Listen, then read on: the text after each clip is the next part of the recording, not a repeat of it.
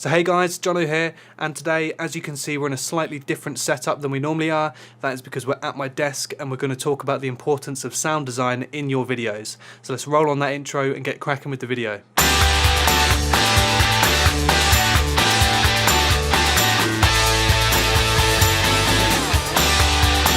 Just a quick little note before we do get fully going, I just want to apologise for that background noise you can hear. That is my PC. Unfortunately, I can't do anything about that because I need to use the PC for this video, so you're just going to have to put up with it. Hopefully it's not too bad and you can still hear me nice and clearly. Depending on how you work, sound design is probably one of the last jobs that you need to get done on the long list of things to get your video edited. By that point, you've probably been working on it for a few days, maybe weeks, or even months at that point. And you probably don't want to be putting the extra time in to do the sound design.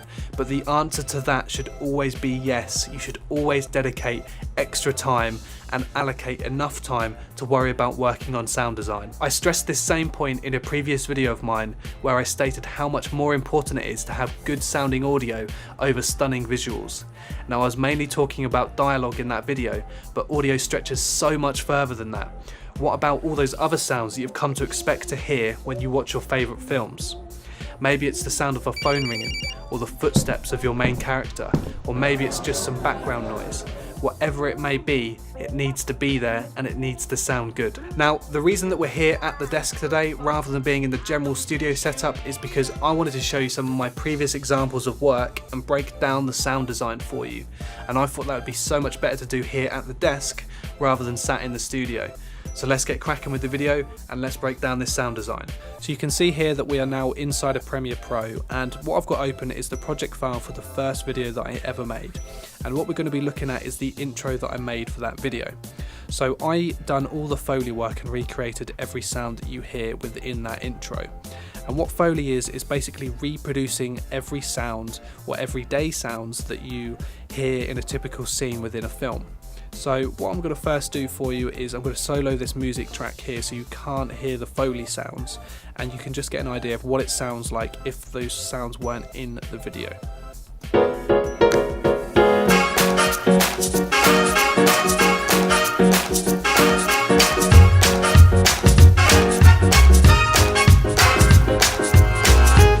So you can hear that even with the music, it's just sounding empty. It's like something's missing. Now, when I recorded the intro, I made sure that I didn't capture any audio when I was recording, and that is so I had to recreate everything. So what I did is I then went through and edited the video and got it to a point where I was happy with it. And then I'd watch it through and note down every sound that I had to recreate. So what you can then do from here is take your audio recorder and your microphone and get recording every sound that you need for your video. A good tip here is that the correct sound isn't necessarily the right sound. Experiment with different objects and find the right sound that's going to fit for your video. Now, generally I would insert some B-roll clips here of me recording the Foley, but when I originally made this intro I didn't actually record me doing it, so I don't really have anything to insert. Also, if you don't have the equipment to be able to record your own sounds, that doesn't mean that you can't do a Foley mix on your video. There are plenty of sites online with thousands of free sound clips that you can use to create your own Foley mix. So now that we've recorded or sourced all the sound clips that we need for this video, let's dive back into Premiere Pro and get cracking with mixing these into the video. There are plenty of ways you can go about doing this, but I would generally go shot by shot, building up the mix piece by piece. A good tip is to have separate tracks for each type of sound. So maybe you'd have one track for footsteps, another one for clothes rustle, and then maybe one for background noise, and so on and so forth. It just helps you keep track of your sound mix and then you can know where everything is. What you then need to do is go through all the sound clips that you've recorded and pick out the best takes for the certain shot or the certain sound that you're looking to recreate. Before you know it, once you've gone shot by shot, you'll soon have a full Foley mix and your video will be sounding pretty good. So if I go ahead and mute the music and play the intro now with the Foley mix, you'll be able to see how much fuller that the video is now sounding. So if we just unsolo that music track, I'll then hit mute on there, and this will now just be playing the video with the Foley mix.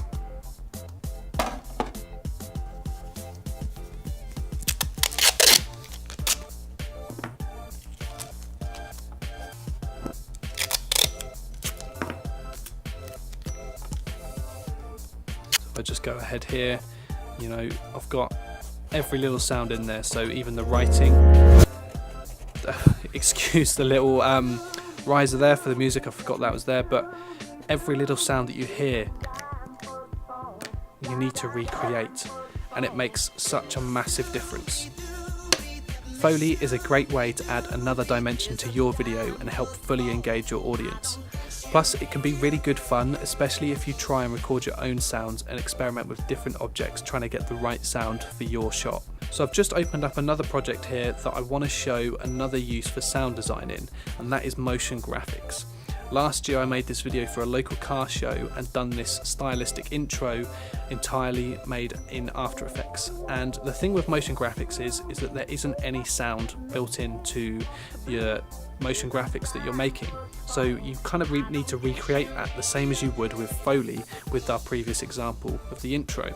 So let me just play you a little bit here, and you can see that although it looks good, there's no sound, and it's missing something, like that previous example was missing those sounds that you think you should hear and you don't. So I've done the same thing here, and I used online sound packs to recreate all these different sounds. So the glitches that you've got here, or the reel of film, and then we also added the sound of a record player, because when it goes into the video, the first song is mixed down to sound like it's playing on a record player, so that helps kind of transition that in. We built all this up, and then if I just unmute this, you can hear that it just sounds so much better because you can hear everything, and it just sounds like it's alive, and it has more dimension to it than just the intro itself. Now, I hope that you found that helpful, and maybe next time when you work on a project you'll think twice about skipping the sound design. It's such an important step in tying everything together, and it can really take your video to the next level in quality. Check out my previous video where I chat about the importance of sound quality when it comes to dialogue. Tie that in with the sound design and you'll definitely be well on your way to mastering the world of audio in video. But my name's Jono, and I hope you enjoyed this video. Subscribe to see more, and I'll see you guys next week.